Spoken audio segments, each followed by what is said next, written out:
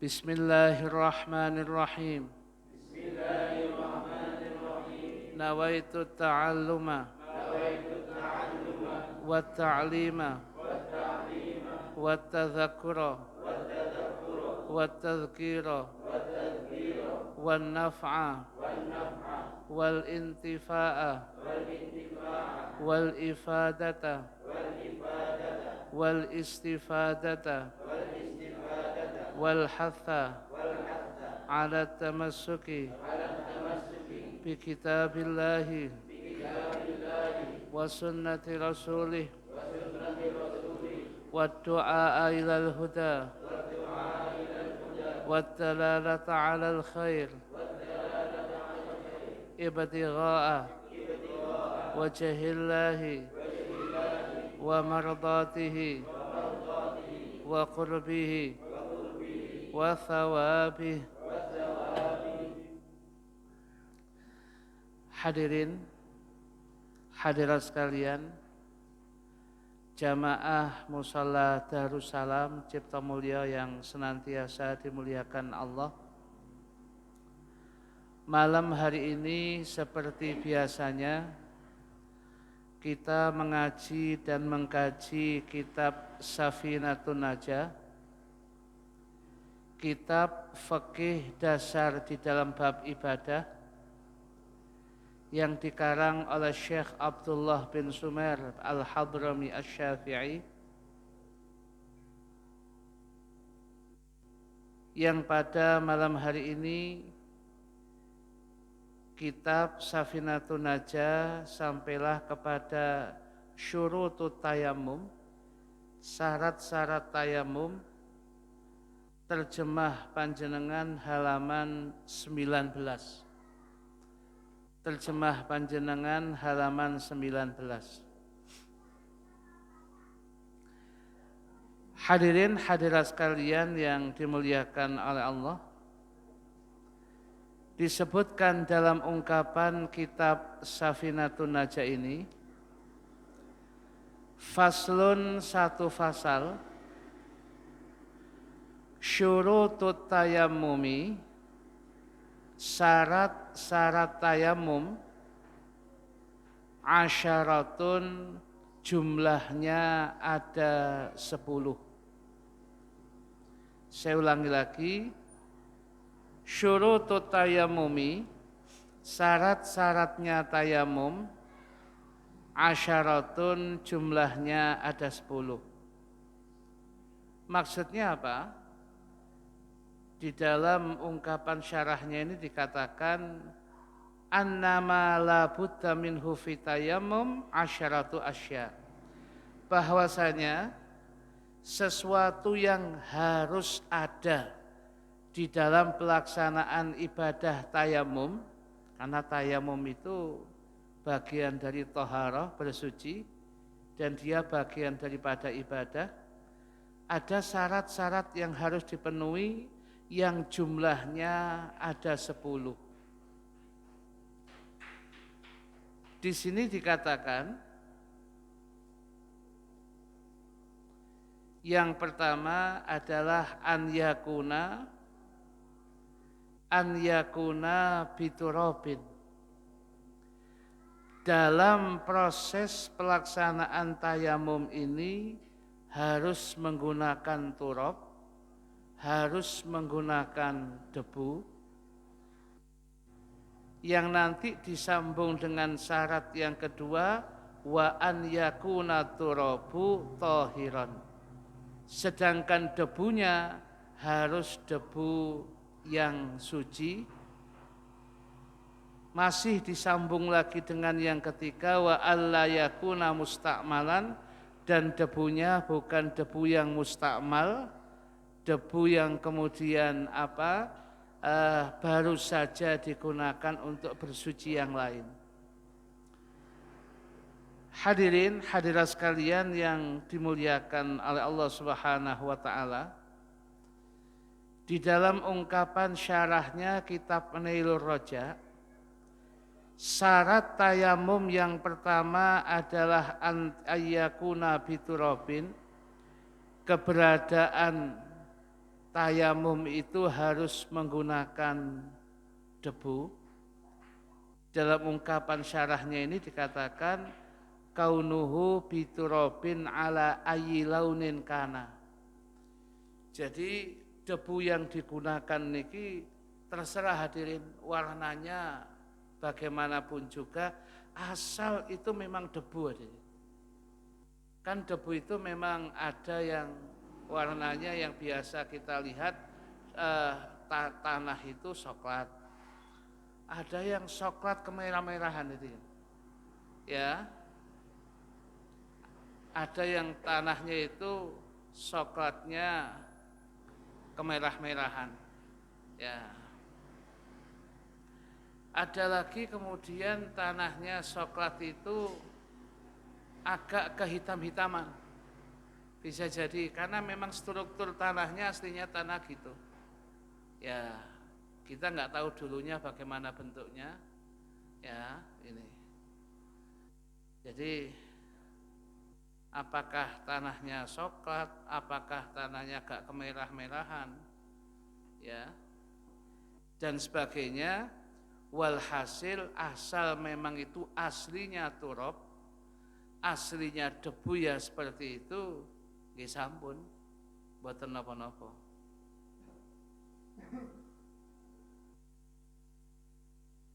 Malahan dikatakan walau muhraqan bagia ismuhu. Sekalipun tanah itu baru saja digunakan untuk membakar sesuatu, jadi sisa bakarannya tapi namanya masih tanah.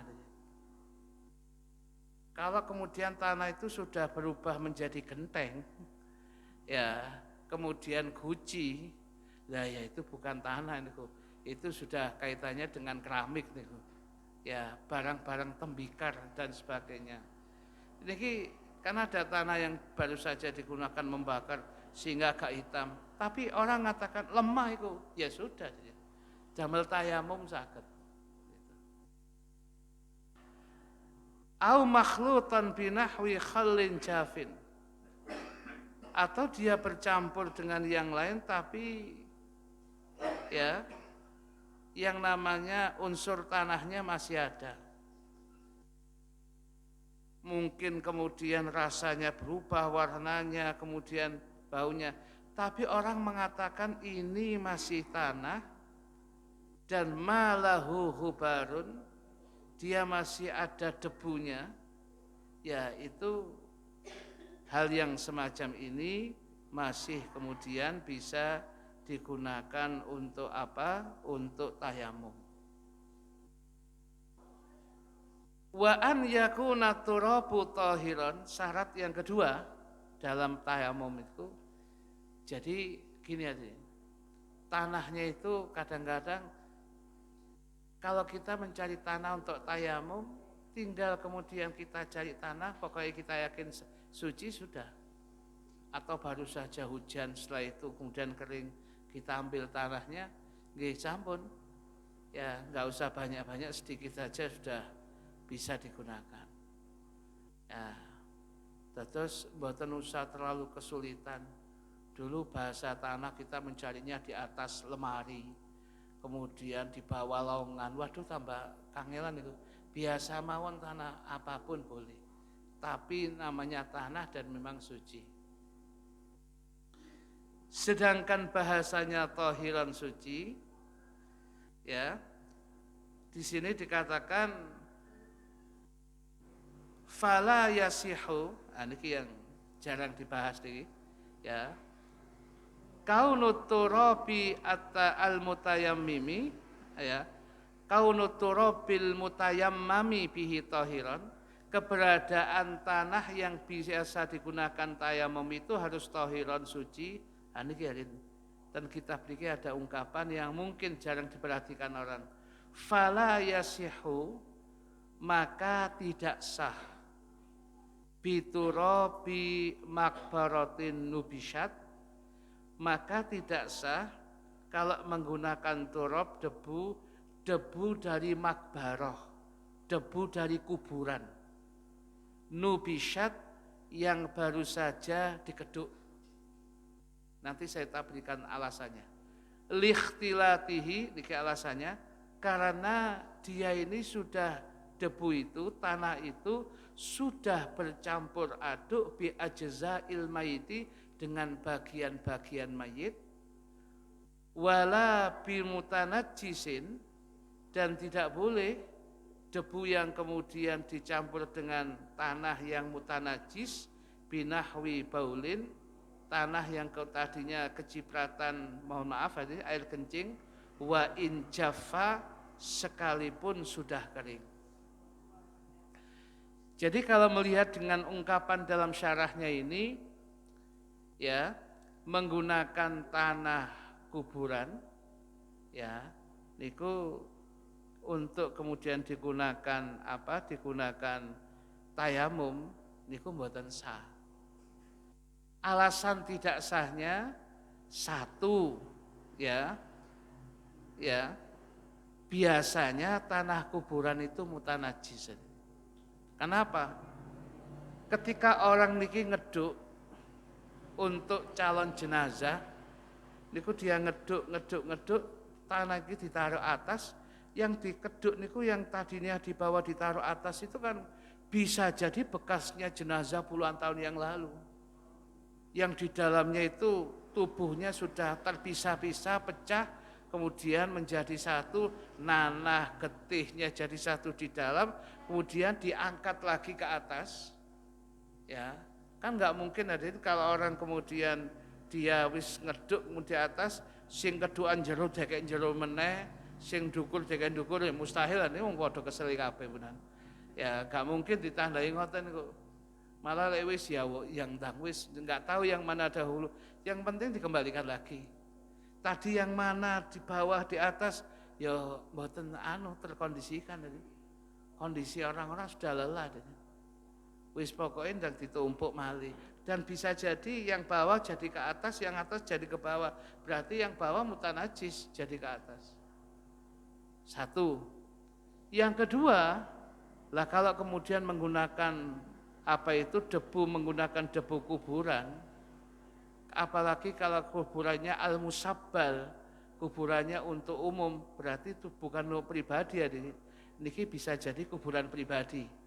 Ya kan, tapi kalau kuburannya untuk umum, ya enggak boleh kuburan tanahnya untuk umum digunakan untuk tayamum.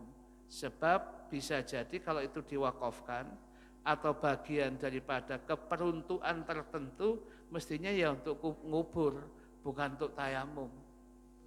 Maka enggak cocok untuk, sehingga kalau digunakan tayamum nggih mboten sah. Ya, sama dengan ngeten ini, contohnya ini. Ada orang itu berjalan, biasanya di pedesaan, pas berjalan di rumah-rumah biasa ten desa, saniki pun mboten terlalu wonten zaman biyen lah. Ya desa niku di rumah-rumah di depan itu ada kendi ada. Kendi itu secara tersirat orangnya nyugui, namanya al-ma'ul musabbal lisyurbi. Air yang memang disediakan khusus untuk kemudian minum. Orang datang di situ, apalagi tersirat di situ sudah ada gelasnya, ditaruh di atasnya kendi, ditutup no. Itu kan tersirat bahwasanya iki ge ngombe. Kemudian kita grojok, kita gunakan untuk wudhu ada, buatan sah. Wudhunya sah tapi haram ada. Karena apa? Anda menggunakan bukan keperuntukannya, kecuali Anda izin terlebih dahulu pada pemiliknya. Bu, niki ngapunten banyu kendi niki kula izin, kula mados banyu ten mriko kok kangelan. Niki kula damel wudhu napa mboten napa? Oh gak apa-apa Mas, sampean gawe tak isenine. Lho berarti kan halal benar, mboten napa-napa.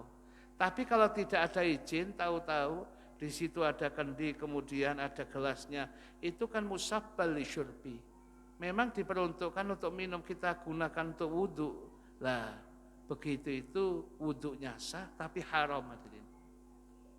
Ya, kadangkala orang itu berbuat baik karena tidak ada ilmu malah salah.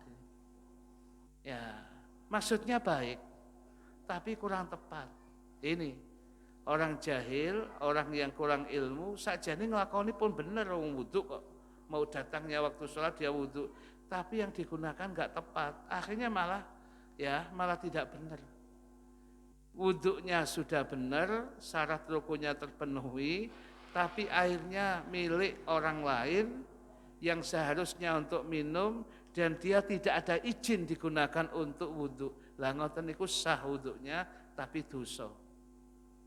Sama dengan lemah kuburan niku wae. Lho ndamel tayamum lemah kuburan mboten napa-napa. Ya, tapi pokoknya syarat rukun terpenuhi. Kalau itu apalagi untuk musabbal lil amah, diperuntukkan untuk umum, bahasa saya tidak apa-apa itu bahasanya pokoknya syarat rukunnya terpenuhi. Tapi ngoten niku dosa deh. Ya, nanti kata-kata enggak apa-apa nanti malah go nang-nang ya niki. Jadi bahasanya kalau syarat rukun terpenuhi sah, tapi ngoten niku dosa, ya, menyebabkan dosa. Kenapa? Anda menggunakan bahan debunya bukan bahan yang apa itu, ya. Kalau toh itu suci, tapi kan debu kuburan mboten suci ya. Tadi ada ajza'il mayit, bagian-bagian tubuh mayit, nanahnya, darahnya yang tadinya di bawah akhirnya naik ke atas karena napa niku digali niku. Sehingga tanah kuburan nggih mboten saged karena apa? Nggih karena mutanajis itu tadi. Dan yang kedua, ya tayamum kok nggih lemah kuburan. Ya, mantun tayamum ora gili-gili ya aja salahno deh. Nah, ini yang menjadi catatan kita. Niki contoh mawon ngoten tadi. Makanya segala sesuatu tingkah laku niki lebih-lebih awam lek saged wonten dasare. Ada dasar ilmunya supaya tidak salah. Maksudnya benar, tapi karena kurang tepat, akhirnya kemudian blunder. Ya, akhirnya malah dia jauh dari kebenaran. Ini. Hadirin hadirat sekalian yang dimuliakan oleh Allah. Wa alla yakuna musta'malan, hendaknya turabnya debunya ini bukan debu yang mustakmal. Mustakmal itu maksudnya tadinya sudah digunakan untuk tayamum. Akhirnya debu itu jatuh ke bawah, dipakai lagi oleh orang lain untuk tayamum. Lah ngoten iki mboten ansal. Jadi memang debunya memang suci. Kemudian wa alla yukhalitahu daqiqun wa nahwuhu. Hendaknya debunya itu tidak bercampur dengan dakik niku tepung, wanahwuhu dan simisalnya. Ya. Mungkin di antara kula panjenengan berpikir, mosok sih ana tepung dicampur nambah debu, masa iya? Ya, kalau kemudian bahasa kita katose mboten hadirin. Tetapi kalau kemudian dilihat dari pengarang kitab niki, Syekh Salim bin Abdullah bin Sumer al-Hadrami yang memang aslinya dari Hadramaut, orang Yaman, orang Hadramaut itu makan pokoknya roti ya. Sedangkan roti itu, jadi makan pokoknya roti. Tapi dia kan roti kalung kan. Jadi makanan pokoknya itu roti. Sedangkan cara membuat roti, ya, cara membuat roti itu mesti pakai tepung. Lah, ketika membuat tepung itu kadang-kadang tepung yang kasar dengan tepung yang halus biasanya diayak. Lah ngayaknya di belakang rumah atau di samping rumah, depan rumah, ketika itu tepungnya itu sebagian rontok bersatu dengan tanah. Debu itu. Lah, rontokannya tepung tadi itu yang dengan debu kita gunakan tayamum, lah niku mboten sah. Ya, idealnya jangan ada tepungnya itu. Ya. Lebih jelasnya, jadi saged nggih mbayangno iki, kok ana tepung. Mungkin bisa jadi itu. Jadi mereka buat tepung itu karena mereka buat tepung itu sendiri hadirin. Ya, dari gandum itu kemudian apa itu dihancurkan sendiri, dilumatkan menggunakan ada wadahnya. Ya, ada cara sendiri. Kalau yang besar menggunakan keledai atau sapi, ya. Kalau yang pakai puteran dewi, depokan dewi. Lah setelah itu didepolok, ditaruh, lah dicari tepungnya itu kadang-kadang ya jatuh rontokannya ke bawah, itu bersatu dengan tepung dan tanah. Lah tanahnya mau digunakan tayamum, boten sah sebab kecampuran tepung. Lebih jelasnya lagi dalam kitab ini jisun. Jisun itu bentuknya adalah niki hadirin, gamping, ya. Atau tidak gamping, bentuknya lagi yang biasa nampak nanti contohnya fikih itu adalah semen hadirin. Ten Gresik niku semen Gresik niku. Sekitar semen Gresik niku, sekitarnya itu mereka terdampak dengan polusi debunya semen. Jadi semen itu kadang-kadang kemudian bersatu dengan tanah bawah itu. Padahal kalau nggak ada itu, digunakan tanah itu asal suci, digunakan tayamum saged. Tapi tanahnya kecampuran debunya, ya itu. Atau panjenengan tempatnya berada posisinya dekatnya pabrik krebet, Gulo atau Bonagung. Waduh, debunya ketika gilingan ke bawah itu. Lah itu kemudian diginikan. Lah itu kecampuran, terlalu tanah bercampur dengan debunya pabrik krebet atau gilingannya ya pabrik tebu niku, pabrik gula niku. Nah, di sini ya kalau kemudian bercampur niku mboten sah iki. Niki contohnya mudah itu. Ya. Kemudian wa an yaksidahu, jadi qasdul mutayammimi at-turaba binakli. Ketika seseorang mau melaksanakan tayamum ini memang ada qasdu, ada niatan dia memindah dari tempatnya debu itu dipindah ke wajahnya, dipindah ke tangannya. Kan tayamum itu hanya wajah dan tangan saja. Itu. Ada memang an yaksidahu, memang niatan untuk memindahnya. Ya. Nah, kemudian kalau kemudian dia tidak ada niatan untuk memindahnya, hanya kemudian dia jaga kemudian ini kemudian pindah karena PDW, karena di sini ada angin lesus kemudian ya gini kan nggih mboten sah. Harus ada usahanya dia memindah an-naklu, debunya itu dipindah ke wajahnya, debunya itu dipindah ke tangannya. Itu harus ada niatan untuk melakukan pemindahan itu. Wa an yamsaha wajahahu, hendaknya ya dia mengusap wajahnya, wa yadaihi, dan kedua tangannya, bidarbataini, dengan 2 kali pukulan. Jadi ketika tayamum niku jenengan tingali ya. Jadi tayamumnya itu jenengan tingali niki ya. Yang pertama itu adalah memindah debu. Ya, berarti gini ini dianggap dorbah, sekali pukulan, pengambilan debu. Nah, gini hadirin. Gini, kemudian sunnahnya itu ditipiskan. Jangan kemudian tebal kok dianggap pupuran. Ya, ini. Gini kan, ditipiskan. Ya. Setelah ditipiskan, ya, kemudian diusap.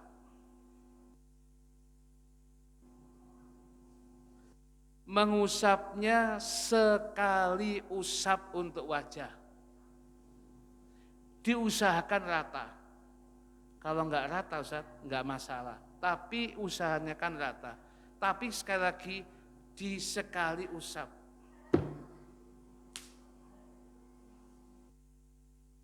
Sudah, jangan diulang-ulang itu. Diulang itu makruh. Jadi sekali. Sudah. Kemudian pengambilan yang kedua, ya, tangan kanan dulu. Ya, tangan kanannya ini diusap, berarti tangan ini harus berhenti ini. Yang jalan tangan kiri ini. sampai siku, tangan kirinya digerakkan ke atas. Nah, sampai sini, nanti dibalik. Nah, sekarang berarti mengusap tangan kanan selesai, sekarang mengusap tangan kiri. Nah, sampai sini, siku, diputar lagi. Nah, caranya begitu aja. Ini kira gak dipraktek bulet loh tangannya ini. Ya. Jadi saya ulangi lagi, ya. Jadi pengambilan pertama itu sambil, ya, nanti memang itu nanti bahasanya adalah furudut, ya, furudut tayamum, tapi gak apa-apa ini supaya tahu. Nawaitu tayamum alistibahati sholati fardhalillahi ta'ala. 1. Karena sudah diambil, jangan diambil lagi, nanti mustakmal. Nah,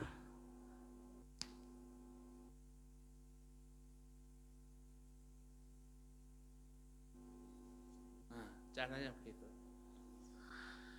Niki, ya, jadi caranya yang ke apa itu, ya, yang ke-6 syaratnya seperti itu.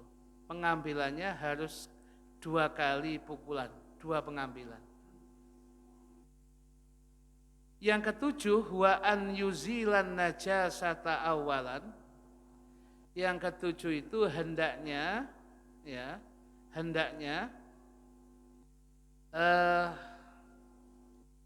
dia menghilangkan najasah awalan terlebih dahulu. Jadi dalam proses tayamumnya itu najis harus dihilangkan terlebih dahulu. Ya. Kemudian yang ke-8, wa an yajtahida fil qiblati qablahu. Sebelum proses kita tayamum, karena tayamum itu setelah itu segera melaksanakan sholat, maka tidak dikatakan darurat, toharoh bersuci yang darurat atau tayamum itu kecuali sudah manjingnya waktu sholat. Jadi harus manjing waktu sholat dulu, sudah masuk waktu sholat, tentukan kiblat. Sudah bisa menentukan kiblat, ambil tayamum, ambil debun tayamum, dan laksanakan tayamum itu. Kemudian, ya, wa an yakuna tayamumu ba'da dukhulil waqti, keberadaan tayamumnya itu setelah masuknya waktu sholat. Jadi keberadaan tayamumnya itu setelah masuknya waktu sholat. Karena tayamum itu ibadah apa itu toharoh darurat, bersuci yang darurat, dan tidak dikatakan darurat kecuali masuknya waktu sholat. Ya, kalau sudah masuk waktu sholat, lah di situ kemudian Anda harusnya sholat. Nah, ketika harusnya sholat, maka tentukan kiblat terlebih dahulu. Sudah tahu kiblatnya di mana, kemudian golek banyu enggak ada, memang di situ tayamum hadirin. Nah, ini caranya seperti itu. Kemudian, ya, di sini kemudian dikatakan, ya sebelum yang terakhir ini ada masalah fikih nih, ya di sini. Di sini katakan wa yadkhulu waqtu thaniyati fi jam'i taqdimi bi fi'lil ula. Fayatayammamu laha ba'daha la qablaha. Walau takhala waqtuha ay athaniyah qabla fi'liha batala tayammumuhu. Nah, jadi bisa jadi yang melaksanakan tayamum ini adalah orang yang hendak melaksanakan sholat jamaah. Dan kebetulan jamaahnya jamak takdim. Jamak takdim itu berarti contoh zuhur dan asar dilakukan di waktu zuhur. Maghrib dan isya dilakukan di waktu maghrib. Itu jamak takdim. Nah, ketika dia melaksanakan sholat jamak takdim itu, Dan kemampuan tayamum itu hanya untuk satu fardu. Lek sunah sakarepe gak apa-apa. Tapi kemampuannya hanya satu fardu. Padahal kalau sholat jamak takdim berarti 2 fardu itu. Nah terus cara tayamumnya, tayamum dulu baru lakukan yang pertama. Sholatnya berarti duhur dulu. Setelah sholat duhur, ya sebelumnya tadi disiapkan untuk tayamum yang kedua. Begitu selesai sholat duhur, langsung tayamum untuk asar. Setelah tayamum untuk asar, langsung sholat asar. Jangan gitu. Jangan kemudian tayamumnya untuk asar dilakukan sebelum duhur. Mboten sah, karena ya bisanya untuk duhur aja itu. Jadi tayamum dulu, baru kemudian sholat duhur dengan jamak takdim. Setelah selesai duhur, tayamum yang kedua untuk sholat asarnya. Itu jedahnya sebentar, jadi tidak sampai kemudian menyebabkan orang ini habis untuk jamak yang kedua, mboten napa-napa. Nah, niki yang perlu diperhatikan. Kemudian yang terakhir ini, wa an yatayammama likulli fardin, hendaknya dia melaksanakan tayamum itu untuk sekali sholat fardunya. Setiap sholat fardu tayamum sendiri. Setiap datang sholat fardu tayamum sendiri. Ya. Maka dikatakan di sini, fala yujma'u baina sholatai fardin bitayammumin wahid. Maka tidak bisa dijamak untuk 2 sholat fardu, tayamumnya cuma sekali, mboten saged. Ya. Wala baina tawafaini fardhaini, dan tidak bisa satu paket tawaf itu dua tawafan, maksudnya 7 kali tawafan nanti tawaf lagi. Kalau memang tawafnya 2 kali itu ada katakan tawaf yang rukun namanya ifadhah, kemudian Anda punya tawaf lagi tawaf yang nazar umpamanya, dua-duanya ini wajib, dua-duanya dengan satu tayamum mboten saged. Harus selesai tawaf 7 kali untuk ifadhah, tayamum lagi untuk tawaf yang nazar umpamanya. Nah, jadi intinya hadirin, kemampuan tayamum itu hanya sekali sholat fardu. Dan yang dimaksud dengan fardu di sini adalah fardul aini, sholat yang sifatnya kewajiban pribadi. Sedangkan kalau pengen mau melaksanakan sholat sunnah apapun, mboten napa-napa yang demikian. Ya, niki masih dimaklumi. Hadirin, hadirat sekalian yang dimuliakan oleh Allah Subhanahu wa taala, itu yang memungkinkan kita jelaskan berkaitan dengan tayamum, kurang lebihnya seperti itu. Masih ada waktu sebelum pertanyaan yang ini kita jawab, hadirin. Monggo sing badhe tanglet. Monggo. Kalau jamak takhir atau juga tayamumnya 2 kali? Iya, yang pasti kalau jamak takhir itu kan berarti maghrib dan isya dilaksanakan di waktu isya. Ya, ketika mau melaksanakan isya dulu atau maghrib dulu, setiap salat fardu yang fardu ain itu semuanya diawali dengan tayamum dulu. Mau jamak takdim, mau jamak takhir, itu semuanya karena menjamak 2 sholat fardu, tayamumnya hanya kemampuannya untuk sekali. Jadi maghrib, mau maghriban, tayamum, mau isyaan, ya tayamum. Begitu. Ada lagi? Nggih?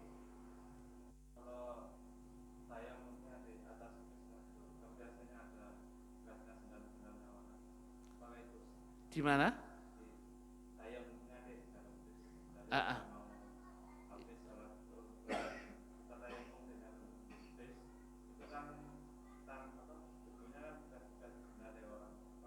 Iya, iya. Jadi kalau kemudian katakanlah tayamumnya di atas bis, ya dengan katakanlah di kacanya bis, maunya kelihatan ada debu, Boleh enggak? Bahasanya ya boleh. Ya, kan bisa jadi dipakai orang. Loh, dipakai orang kelihatan atau enggak? Kelihatan ngecap tangan ini kan berarti dipakai. Tapi kalau enggak ya kita husnudzon mawon. Ya berarti tidak dipakai. Berarti kita pakai boleh itu. Dan kita sholat di atas bis itu kan juga pertama paling banter sholat itu adalah lihormatil waktu. Tapi tayamumnya sah, boleh itu.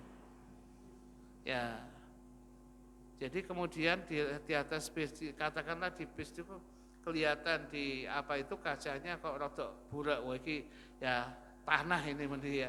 Kita akan dan memang terasa boleh kita tayamum dengan itu boleh.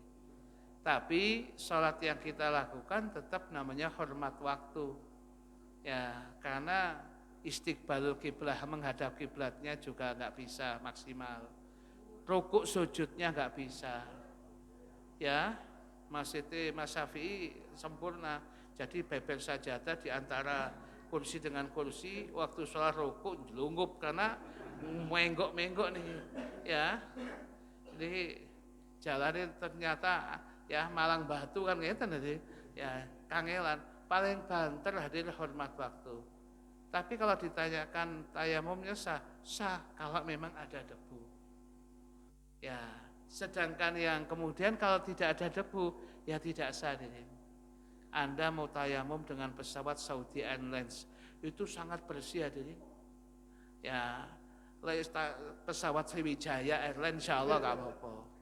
Ya, kita lihat kadang-kadang kita lihat dari jendelanya itu, loh kok yang nama sayapnya itu taleni rumput Jepang ada. Iki opo iki? Ya, masih bayar 1 juta Abdurrahman Saleh dan Jakarta. Ya mau lepas itu apa enggak? Wassalamualaikum ini. Ya. Ya kalau ditaleni yang lain logam apa sih pantas? Rumput Jepang ini.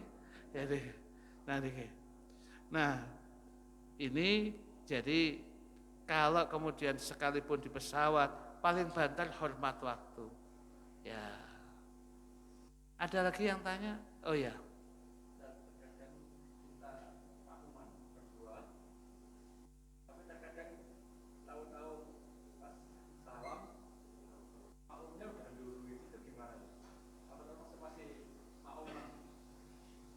Yang mendahului makmumnya. Alasannya apa? Iya. Jadi kalau kemudian kita niatnya berjamaah berdua, tahu-tahu kita assalamualaikum warahmatullahi wabarakatuh, lho makmumnya selungguh wiritan ya. Iya apa iki? Makmum iki man jare makmuman ambek aku ngutik lho Bang. Lah, tadi ya apa saya niat sudah imaman. Lho ngoten niku tetap sah. Bisa jadi di tengah perjalanan ya makmum itu niat mufaraqah. Mboten masalah. Ya, apa kalau enggak ada apa-apa niat mufaraqah? Niat mufaraqah kalau tidak apa-apa bagi makmum itu ada alasan tertentu yang kita enggak harus tahu, itu sah saja. Ya, pokoknya niat nawaitul mufaraqah an hadzal imam. Saya niat pisah dari imam ini itu. Kalau tidak ada udzur makruh, tapi sholatnya dia sah. Bagi kita gak ngefek gitu, tetap sah. Ya, karena awalnya memang jamaah. Jadi di tengah perjalanan dia mufaraqah karena memang ada urusan dia. Ya, pokoknya diniati mufaraqah, hukum mufaraqahnya sah dan setelah itu salatnya dia hukumi makruh. Nilai fadilah jamaahnya sangat berkurang. Kalau kita lengkap aja, enggak ada masalah. Karena kita sudah niat dari awal memang jamaah. Gitu. Ya, batas ngoten niku kemungkinan mboten napa-napa. Karena bisa jadi dia niatnya mufaraqah. Tapi kalau enggak ada apa-apa niat mufaraqah itu makruh. Tapi kalau tidak diniati mufaraqah, tahu-tahu dia salam dulu dan sebagainya, lah ini masalah. Batal itu dia. Ya, berarti makmumnya datang lebih dahulu daripada sang imam di garis finish. Ya, begini ini batal kalau tidak ada apa-apa dan dia memang sengaja mendahului imam. Jadi imamnya belum salam, dia salam dulu, wirid batal salatnya. Dia makmuman. Tapi kalau dia sudah niati mufaraqah, salatnya tetap sah tapi makruh. Ngoten. Kemudian pertanyaannya berikutnya, mboten perlu saya tanya, mboten usah gitu. Ya, sama ke apa gak usah takon suka-suka Pak. Oh ya bisa. Ya, jadi nggak harus yang demikian ini. Ya, ngoten nggih. Yang belakang tadi tanya apa?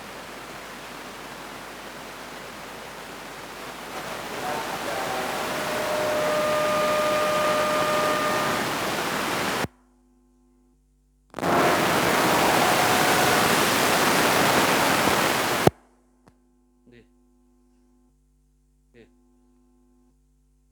nggih. Mboten napa-napa. Monggo. Nah, monggo.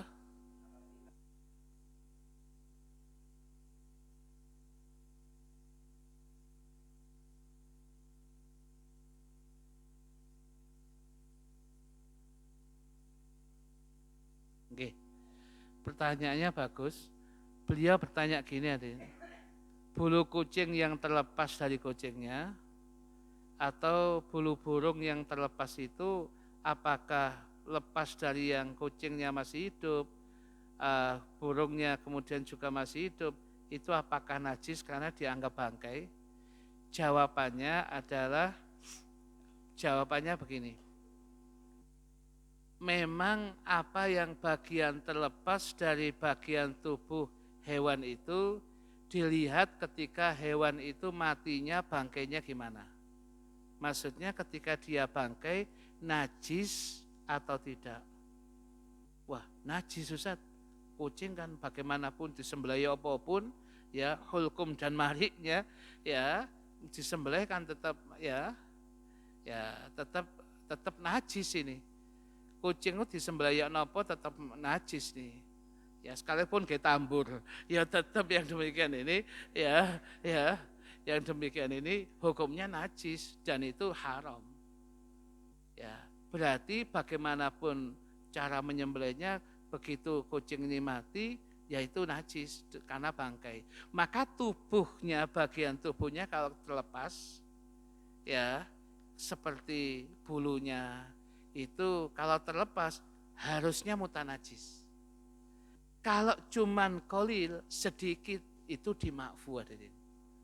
Apalagi itu kucing rumah tangga. Ya, ya kucing pemalu sakniki kucinge apik-apik. Jenenge ngale jenenge wong. Jenenge sapa kucingmu? Sahrul. Lho kok Sahrul iki kok iso jenenge Sahrul? Ya, ya kok luar biasa ini ngale. Ya, ya ini. Jadi sampai seperti itu. Jadi sampai kemudian sehingga dia kadang-kadang ngelus-ngelus kucing, ada bulu-bulunya di tangannya. Niku harusnya najis. Tapi itu makfu karena memang hewan rumah tangga. Tetapi kalau banyak, dua putih ngoten banyak, dan itu mutanajis. Ya. Tetapi kalau hewan ini matinya itu bangkainya itu adalah tetap suci, maka ketika potongan tubuhnya nggih suci. Ya, contohnya apa? Contohnya adalah ikan. Ya, katakan ikan hiu. Pas kita di laut kemudian ada ikan hiu, ya, kelihatan siripnya dibabat dengan parang. Swat ikan ini masuk lagi. Nah ini kita dapat siripnya. Iki ya apa iki?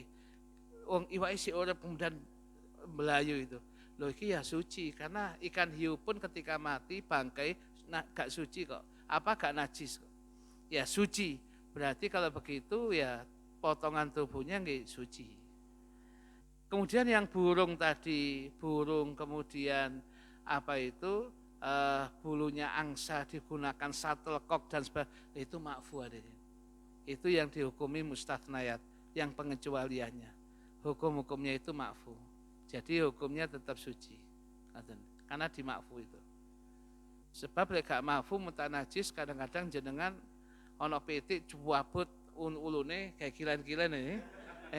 Nah, niku makfu niku. Sing gak makfu iku pitik sapa lha iku.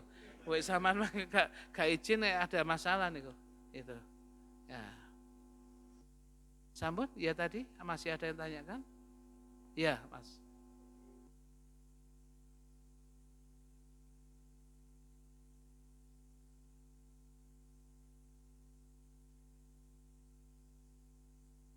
Ya, nggih, pertanyaannya bagus.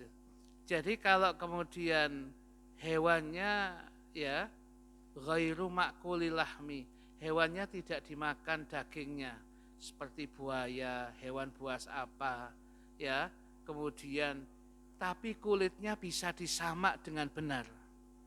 Bahasa fikihnya bisa disamak dengan benar, tidak ada sisa daging, tidak ada sisa apa itu tulangnya, bersih kulit tok, dan kemudian bisa disamak dengan benar. Sekalipun itu hewan yang tidak dimakan dagingnya, hukumnya kemudian boleh. Suci Mas itu. Tapi bahasa suci sampai pemakaian, tidak sampai boleh dimakan. Hanya sebatas boleh dipakai. Ya, dompetnya terbuat dari kulit buaya, buaya darat. Ya ini, ya ini buaya yang ke darat tadi. Ya ini. Jadi ini hukumnya ya boleh. Kemudian jenengan ketika itu menggunakan jaket, waduh jaket sampean kok waduh iki kok apa ya? Teko katakanlah jaketku iki dari kulitnya tikus maunya. Ya, jadi ditempel-tempel gitu. Loh, pokoknya bisa semuanya itu kulitnya tok, nggak ada bulunya, nggak ada tulangnya, nggak ada sisa dagingnya, bersih ketika penyamaan kulit itu, ya boleh itu. Tadi sekalipun hewannya tidak boleh dimakan dagingnya, begitu itu untuk yang kulit ini pengecualian, boleh itu. Tapi kalau masih ada sisa nggak boleh, nggak sah, berarti najis itu. Ngoten Mas. Ya, tadi menawi Mas ya pengen mau dodol ya katakanlah sabuk kulit ngenten mboten napa-napa ya itu. Wonten malih sing tanglet sebelum saya jawab ini ya sudah. Ada pertanyaan hadirin ya di sini yang pertama ditanyakan pertanyaannya, maaf Pak Ustadz mau tanya, nggak apa-apa saya maafkan. Ya ini. Apakah ada masa iddah bagi wanita yang dicerai atau ditalak 3? Ada, Dedin. Ya, jadi kalau berkaitan dengan apakah ada masa iddah bagi wanita yang dicerai atau ditalak 3? Dicerai atau ditalak 3 berarti sudah enggak bisa kembali kecuali nanti dikawin orang lain, itu ada iddahnya. Ya, lah iddahnya tergantung. Kalau iddahnya biasa, tidak sedang hamil, ya salah satu kuru'in sama 3 kali suci. Kalau ditalak 3 itu sedang hamil, ya makanya sampai kemudian umurnya sudah 8 bulan masa kehamilan, dapat saulan setengah, kemudian melahirkan, habis, iddahnya habis sudah. Tergantung kalau sedang dalam kondisi hamil sampai melahirkan. Itu. Ya ini. Kalau sepuh Ustaz ditalaknya, dia sudah kondisinya monopos, ngenteni mboten wonten saged apa itu, tidak ada headnya ya 3 bulan. Kalau sudah sepuh monopos itu 3 bulan. Itu. Ya, jadi ini yang menjadi. Jadi bahasanya tetap ada iddah itu harus. Ya. Kemudian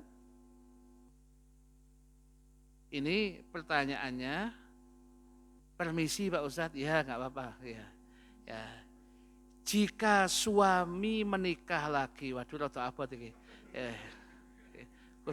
Kudu hati-hati jawabannya. Ya. Gak mulai kemudian dikancingi. Ya niki. Jika suami menikah lagi tanpa memberitahu istri, apakah boleh? Izin atau tidak itu bukan syarat untuk menikah lagi. Tetapi kan kemudian mau menikah lagi atau tidak, rumah tangga, itu intinya yang dicari ketenangan dan kebahagiaan. Ya, kalau toh dengan kemudian tidak memberitahu istrinya, kemudian kawin sana, kemudian nanti terjadi cekcok, dia tidak akan mendapatkan kebahagiaan. Apa tujuan menikah kalau cuman dia harus kemudian menyakitkan yang sana, menyakitkan sini, enggak ada enteknya. pira si ibu ya ngono sat jelasno iku. Ya niki kalau jelasno niki. Ya niki. Ya. Jadi yang namanya kalau kemudian ya jadi menikah lagi tanpa ada, sedangkan kalau di dalam apa itu di dalam undang-undang perkawinan yang sah itu yang ada itu yang dilakukan di KUA memang harus ada seizin yang pertama. Sedangkan fikihnya enggak harus. Tetapi kalau kemudian di dalam menikah itu kan bukan untuk cari senang, ada besar itu hadirin, kebahagiaan dari sang suami, ketenangan dan sebagainya itu. Kalau setelah itu malah nggak tenang, biyen gak pati nggoroi, saiki buwon dina nggoroi. Ya, sampai nggoroi bolak-balik lah, ini yang kurang tepat ini. Terus buat apa kalau begitu hadirin? Ya, sehingga ya akhirnya di sini kalau kemudian kepada istri yang pertama, di rumah istri yang pertama diseneni oleh istri yang kedua. Suwi-suwi kono. Akhirnya ke istri yang kedua diseneni yang pertama ndang rini yo. Kan gak enak kabeh ini. Ya, sehingga niki cerita hadirin, cerita. Ceritane napa niku Al-Maghfurlah, cerita Al-Maghfurlah Kiai Hasyim Muzadi. Beliau menceritakan salah satu pengawalnya biasa, sahabat Banser, teman Banser sepuh niku sing ngawal ya Hasyim Muzadi kemana itu wonten setunggal itu suatu ketika dia kawin lagi ya